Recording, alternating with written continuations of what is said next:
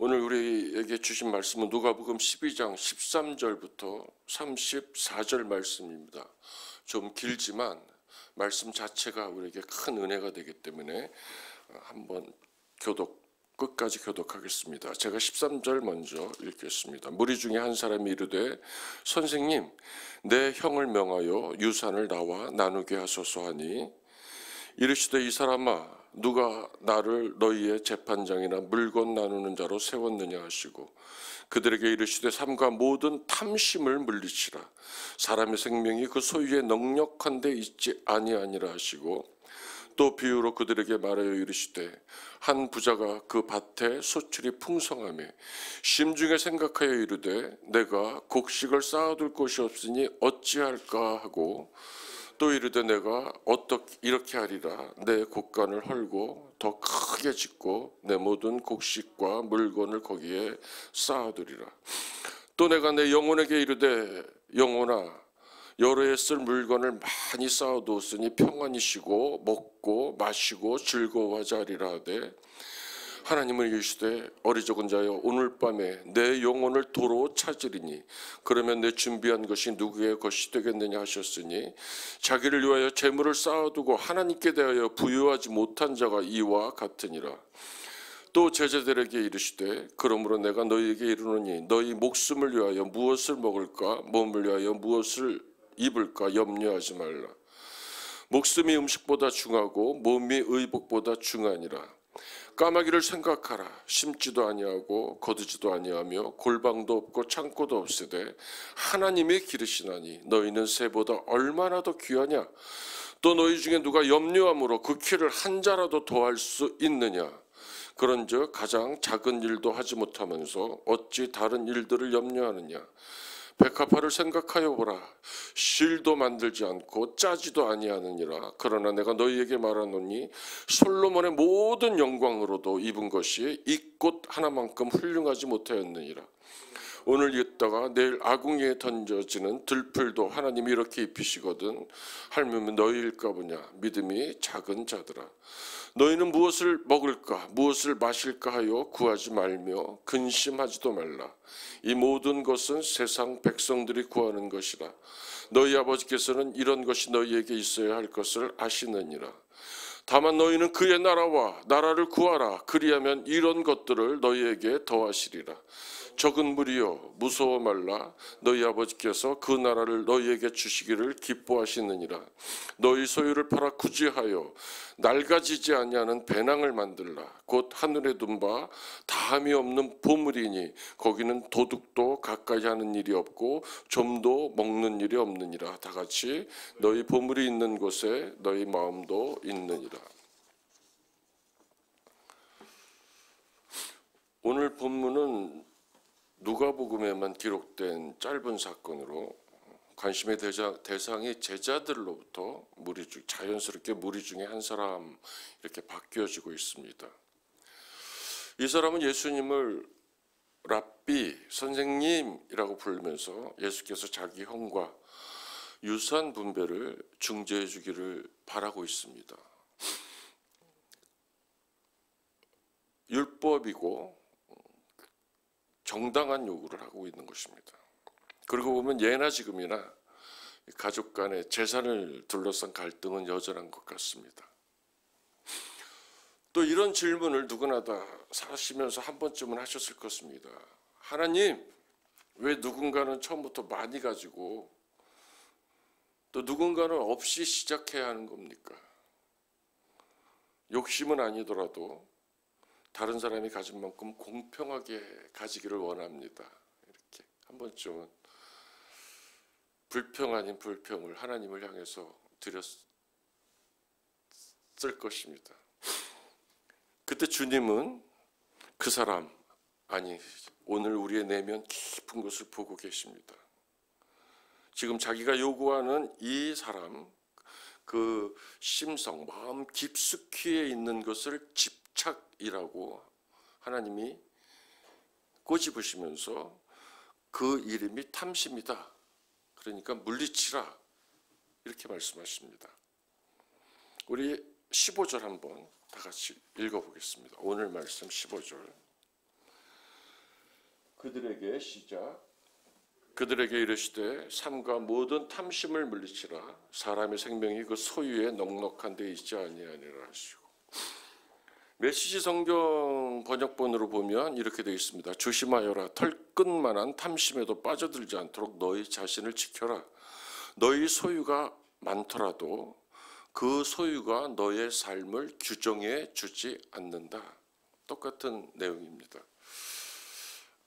오늘 설교는 아주 어려울 수도 있고 아주 쉬울 수도 있지만 그 의미를 좀 더 깊이 살펴보려고 합니다. 예수 앞에 랍비라고 오면서 중재를 요청한 이 사람은 특별한 욕심을 부린 것이 아닙니다. 제사를 더 많이 달라는 것도 아니고 더 부자가 되려고 그랬던 것도 아니고 자기 소유가 아닌 것을 요구한 것도 아닙니다. 이 사람은 마땅히 자기 몫을 주장했습니다. 마치 그 바리새인들이 당시 문제되고 있던 이혼에 대해서 물었을 때 예수님께서 그 이면에 있는 마음의 완악함을 지목하여 고발하신 것처럼 오늘도 탐심이라고 말씀하시면서 그 사람의 중재 요청을 거절하십니다. 주님이 말씀하신 이 탐심, 플레오니시아라는 아주 어려운 말인데요. 이 탐심이라는 말은 더 많다라는 말과 소유하다라는 말이 합성이 된 만족할 줄 모르는 욕심, 이렇게 가리킵니다. 제가 이 말이 어렵다고 얘기한 것은 지금부터인데요. 이 탐심은 물질에 대한 탐심으로 우리가 단정하려고 하는 그 쉬운 경향들이 있는데요. 이 탐심은 성경의 경향에는 탐심은 그렇지 않습니다. 물질에 대한 탐심은 물론이고 사람을 잘못된 방향으로 끌고 가는 모든 종류의 성향을 아우르는 말이다. 이렇게 해석합니다. 이것이 무슨 말이냐면 하나님과의 관계를 우선순위를 놓고 사는 것이 아니라 스스로 부유해지기 위해서 무언가를 소유하고 성취하려고 하는 것은 우리 하나님에 대한 빈곤에 빠지게 한다. 제가 다시 한번 풀어보겠습니다. 탐심은 자신을 위해서 자신이 소유하고 있는 것을 의존하는 것입니다.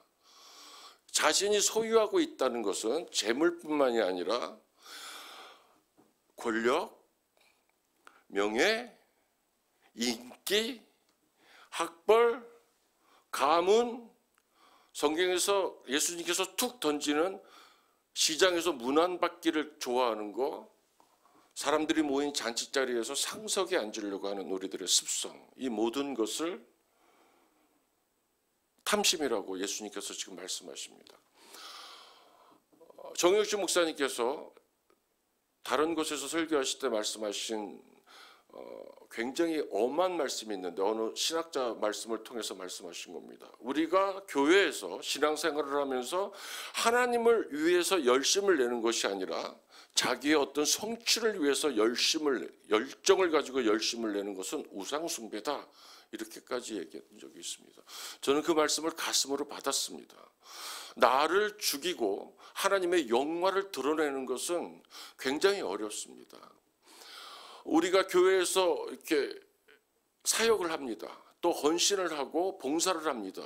근데 정말 내 자신은 없어지고 하나님의 영광만을 위하고 내가 갖고 있는 이런 것들, 나를 사용하는 그분께 정말로 마음 깊숙한 곳에서 감사하면서 그 일을 감당하는 것은 쉽지 않습니다. 다시 본론으로 돌아갑니다. 이 탐심은 물질에 대한 탐심과 모든 종류의 성향, 인정, 받기를 원하는 것, 권력, 인기, 명예, 윗자리 같은, 저는 오늘 여기 탐심이라는 자리, 이 탐심이라는 게 나쁜 자리이기 때문에 제가 기울어진 식탁이다. 이제 지난번에는 기울어진 저울이라고 얘기했었는데 이 자리에 탐심에 대한 거를 하나 더 올려놓고 싶습니다. 그것은 생명입니다. 하나님의 시간을 올람 이렇게 얘기합니다. 영혼부터 영혼까지를 올람. 그 중에 우리의 한 인생의 시간을 크로노스 이렇게 얘기합니다. 내가 태어나서 죽을 때까지. 근데 순간순간에 하나님의 때를 카이로스라고 합니다. 우리가 이 생명을 살아가는 동안에 이 전부, 크로노스, 우리의 인생 전부가 하나님의 것이라고 인정하지 않고 때로는 우리에게 주어진 이 생명을 우리 것인 줄 알고 우리가 이것을 소유해서 좌지우지하려고 그러면 그것도 탐심에 속합니다. 어렵죠? 좀 쉽게 한번 가보겠습니다. 오늘 본문 15절에는 생명이라는 단어가 나오는데 이 생명은 조회, 그래서 하나님의 생명, 영생에 있다운 생명을 얘기할 때 생명이라는 말을 여기서 썼습니다. 우리는 이 땅에서 영혼을 살아가고 있습니다. 믿습니까? 우리가 지금 이 땅에서 살고 있는 우리들의 삶은 영혼에 잇대어져 있는 삶입니다. 올람에 잇대어져 있는 크로노스의 삶을 살고 있습니다. 넉넉함을 추구하는 탐심은 우리 삶의 목표를 진리가 아닌 곳에 두게 하여 결국에는 멸망으로 이끈다는 말입니다. 바울은 이것을 골로새서 3장 5절, 에베소서 5장 5절에서 이렇게 얘기합니다. 그것은 우상 숭배다. 주님께서 이제 한 부자를 불러냅니다. 이제는 지금 얘기를 들으면 제 앞내기에 대해서 좀 이해가 될 겁니다. 그 16절 17절을 보면 또 비유로 그들에게 말하여 이르되 한 부자가 그 밭에 소출이 풍성하며 심중에 생각하여 이르되 내 곡식 쌓아둘 곳이 없으니 어찌할까 하고, 이 부자는 많은 재산을 내일을 위해서 쌓아놓으려고 커다란 곳간을 지었습니다. 처음부터 그러진 않았습니다. 왜냐하면 처음에는 작은 곳간을 갖고 있었는데 문제는 이 탐심은 언제부터 시작이 됐냐면 갑자기 소출이 많아지고 나서부터 시작됐습니다. 내가 노력해서 많아진 것 같아. 그런 생각이 들었던 것 같습니다. 그는 부정한 방법도 쓰지 않았습니다. 다만 소출이 많아졌을 뿐입니다. 그런데 그 곡식의 소출이 많아지자 문제가 발생했습니다. 우리 내면에서 탐심은 늘 기회를 틈타고 이렇게 도사리고 있다가 우리가 무언가를 얻었을 때, 누군가로부터 인정을 받았을 때, 원하는 무엇을 얻었을 때, 다른 사람보다 조금 나아 보일 때 탐심은 그 기회를 포착해서 우리의 마음을 확 잡아버립니다. 이렇게 물어볼 수 있습니다. 미래를 대비해서 사는 것이 무슨 문제가 됩니까? 라고 반론을 제기할 수도 있습니다. 또 제자들에게 이렇게 예수께서 이르십니다. 또 제자들에게 이르시되 그러므로 내가 너희에게 이르노니 너희 목숨을 위하여 무엇을 먹을까? 몸을 위하여 무엇을 입을까? 염려하지 말라. 목숨이 음식보다 중하고 몸이 의복보다 중하니라. 이 탐심이라는 것은 가진 것이 적은 사람에게도 해당됩니다. 오늘 주님의 말씀처럼 가진 것이 적음으로 인해서 우리의 생존이 불안할 때가 많습니다. 재물의 정도 때문에, 학문의 정도 때문에 우리가 다른 사람들과 비교했을 때 우리 삶의 어떤 그 수준 때문에 불안할 때가 많습니다. 그가 생명을 소유에 의존하고 있기 때문에 이 소유가 가진 것이 적은 사람도 이 소유의 적음 때문에 불안과 염려를 하고 계신다 그러면 그분은 소유를 의지하고 있는 거기 때문에 그 안에 탐심이 있다. 이것이 오늘 이 성경이 얘기하고 있는 것입니다. 얼마 전에 그 주의 종과 결혼을 꿈꾸고 있는 그 젊은 처자를 만나서 제가 이렇게 차로다가 데려다주면서 긴 대화를 나눴습니다. 그때 제 처가 옆에서 이렇게 얘기하는 걸 들었습니다. 주의 종의 아내가 되려고 마음을 먹으면 일단 비교하는 마음을 없애야 됩니다. 이렇게 얘기를 합니다. 하나님께서 주어진 것에 감사하고 그 하나님께서 당신의 배우자를 사용하는 그것에 오로지 집중해서 감사하며 달려가면 이 주의 종의 아내의 길은 참 행복한 길이지만 그것을 다른 것과 비교하기 시작하면, 다른 종들과 아니면 세상의 다른 남자들과 비교하기 시작하면 굉장히 그 이격이 생깁니다라고 얘기할 때 조심스럽게 제가 그 말을 받았습니다. 이 탐심은 우리의 영적인 생명을 아주 빈곤하게 만들어 버립니다. 이 탐심은 가난하든 부하든 높든 낮든 생활의 염려와 미래에 대한 불안을 불러일으킵니다.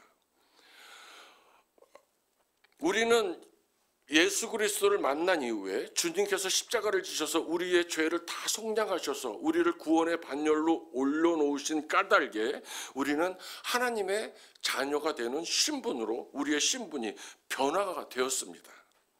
오늘 우리가 항상 여기에 있는 이 표어처럼 포도나무이신 하나님께 붙어있는 가지로 만족해서 우리는 포도나무이신 예수 그리스도만 의지해야 되는데, 오늘 이 예수님께서 말씀하시고 있는 이 소출이 많게 된 부자와 형과의 재산 분쟁을 좀 조정해달라고 요청하는 이 사람의 요청을 거절하면서 탐심을 드러내신 이유는, 너희가 포도나무 대신 왕만을 의지하는 것이 아니라 내가 너희한테 다 알아서 머리털까지 신받으시는 그분이 우리에게 필요한 것이 무엇인지 다 알아서 들의 백합화를 보라, 들꽃을 보라, 까마귀를 보라까지 이렇게 쉽게 말씀을 하시면서, 이제는 너희가 갖고 있는 것을 의지하지 말고 그것을 가지고 하나님의 영광을 위해서 사용하라. 맨 나중에는 그것이 실천적인 삶으로서 구제라고 살짝 비유를 실제적인 걸로 내비치십니다. 너가 가지고 있는 하나님이 주신 것을 가지고, 이것을 가지고 내가 어떻게 하나님의 영광을 위해서 살아야 될까라고 생각해야지, 내 소유를 의지하려고 그러면 안 된다는 얘기입니다. 제가 좋아하는 누가복음 12장 32절 말씀은 너희는 먼저 그 나라와 그 의를 구하라, 그리하면 이 모든 것을 너희에게 더하시리라. 다른 성경에는 그렇게 되어 있는데, 이 내용은 이런 얘기입니다. 너희는 하나님이 실체가 되시고 하나님이 주도하시고 하나님이 공급하시는 삶에 흠뻑 젖어 살아라. 너희 매일의 삶에 필요한 것을 하나님께서 모두 채워 주실 것이다. 고등학교 졸업하고 저희 아버지가 돌아가셨습니다. 저희 누나가 둘, 형이 하나, 제 밑에 여동생이 둘이 있었는데, 저희 어머니, 홀로 되신 어머님이, 제가 고등학교 졸업해서 대학 생활을 해야 되잖아요. 제 밑에 동생들은 고등학생이었고, 그래서 어머님이 우리 자식들을 키우다가 도저히 안 돼서 이제 더 이상은 내가 너희들을 키울 여력이 없다고 그렇게 됐습니다. 그래서 그 빚이 늘어나서, 옛날에는 빚잔치라고 그랬어요. 있던 집을 그냥 놔두고 도망가는 겁니다. 그래서 저는 영문도 모르는 채 온 가족이 뿔뿔이 흩어지게 됐습니다. 그래서 저는 겨울에 한 3평, 4평 되는 연수방을 쪼개서 이렇게 동이천역 앞에 이렇게 한 8개 정도 방으로 나눠가지고 살게 하는, 보증금 없이 한 달에 15,000원 내고 겨울에 불도 못 되는 데로 가서 자취를 시작해서 8년을 제가 살았습니다. 너무 추워서 그 불을 켜고, 골로라는 불을 켜고 자다가 이불에 붙어서, 제가 자다가 봤더니 제가 덮고 있는 이불이 불이 붙어서 제가 손으로 그걸 끄더라고요. 급하니까. 그러니까 이게 손이, 나이롱이 손에 붙으니까 이렇게 떼니까 이 손가죽이 다 벗겨지더라고요. 그러니까 그 손을 막 떼면서 엉엉 울었던 게 가난 때문에 운 게 아니라 하여튼 많이 울었던 것 같아요. 감기 걸렸을 때 아무도 찾아와 주지 않아서, 아, 이렇게 죽나 보다 이렇게 해서 한 3일을 아무 소리 안 하고 누워 있다가 한 적이 있고, 또 폐병 4기를 하나님의 앓게 해서 각혈을 하면서 이제 그 20대 초반을 지냈던 것 같아요. 그때 이제 제가 기죽기 싫어서 1,000원이, 만약에 제가 1,000원이 남았다 그러면 저는 그거를 가져가서 이제 꽃을 사다가 집에다가 이렇게 꽃병에 꽂아놓고, 화장실은 그 하인천역에 있는 올림푸스 호텔에 가서 화장실 거기 가서 소변을 봤어요. 먼 길인데 나는 앞으로 호텔에서 소변을 볼 사람으로 커야 돼 이러면서 제가 갔던 것 같습니다. 그때 이제 제가 읽었던 책 중에 법정 스님의 그 무소유라는 책을 제가 읽었는데, 그때는 그것이 굉장히 좋았던 것 같아요. 그 법정 스님의 무소유를 보면 우리가 가진 것이 없어야 행복한 삶을 산다는지, 또 뭐 겨울에 산가에 앉아서 책을 읽다 보면 그 소나무 가지에 습설, 그 눈이 내렸는데 그 가지가 눈을 못 이기고 딱딱 소리가 나서 문을 열어보면 너무 많이 자기 무게보다도 더 많은 것을 얹었기 때문에 부러지는 소리다. 그래서 우리는 너무 많이 소유하면 안 된다. 뭐 이런 얘기였던 것 같습니다. 근데 제가 이제는 말할 수 있습니다. 마음을 내려놓거나 비운다고 탐심은 없어지지 않습니다.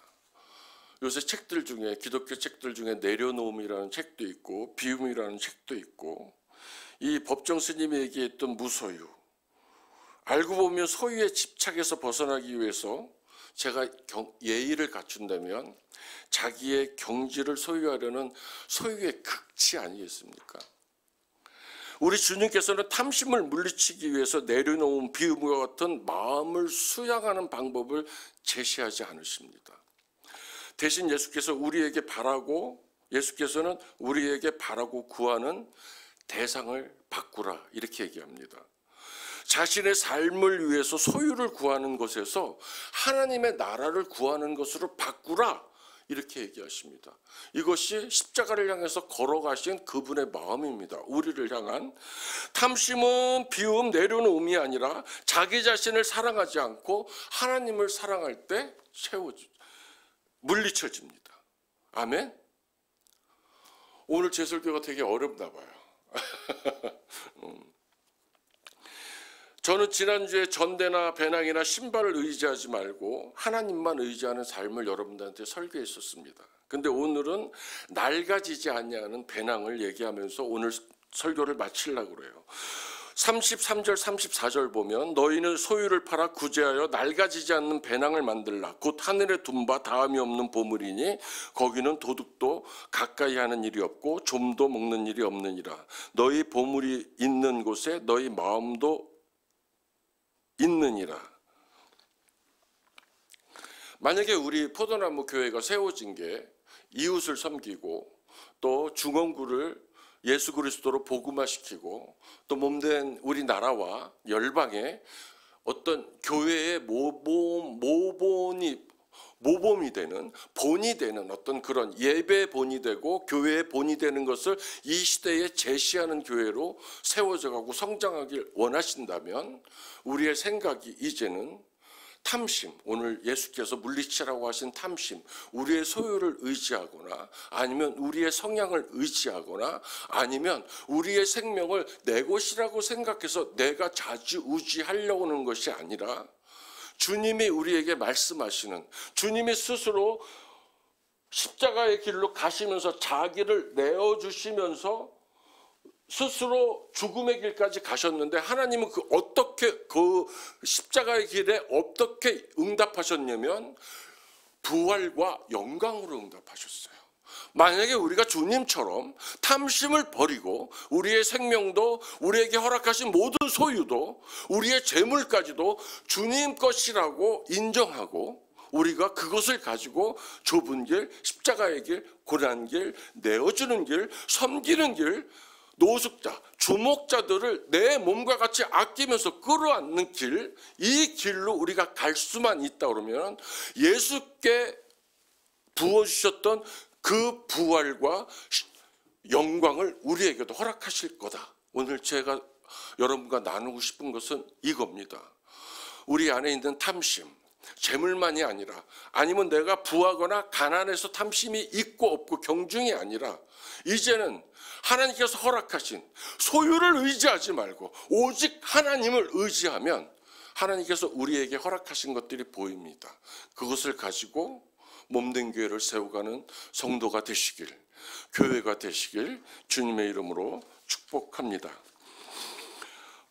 오늘 기도하겠습니다. 33절 34절 너희 소유를 팔아 구제하여 낡아지지 않는 배낭을 만들라. 우리 이 말씀 붙들고 하나님, 우리에게 허락하신 소유를 하나님을 위해서 내어놓길 원합니다.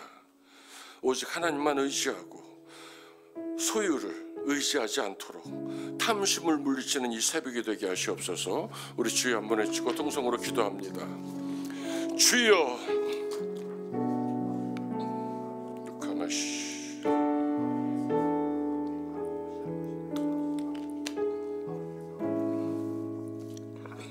느카마시키야마카 하나님 역사하시옵소서. 눈마시키야마카나시키와 아마카와 하카나시키야마카 우리의 소유에 의지하지 않고 오직 하나님만 의지하며 하나님께서 명하신 일을 감당할 수 있도록 인도하여 주시옵소서.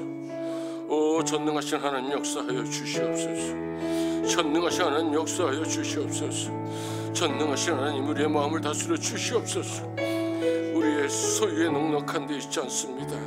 하나님 우리의 생명을 인도하셔서 하나님의 영광을 드러내는 하나님의 십자가의 길, 고난의 길, 하나님의 좁은 길을 갈 수 있도록 성령이 우리에게 충만함 허락하여 주시옵소서.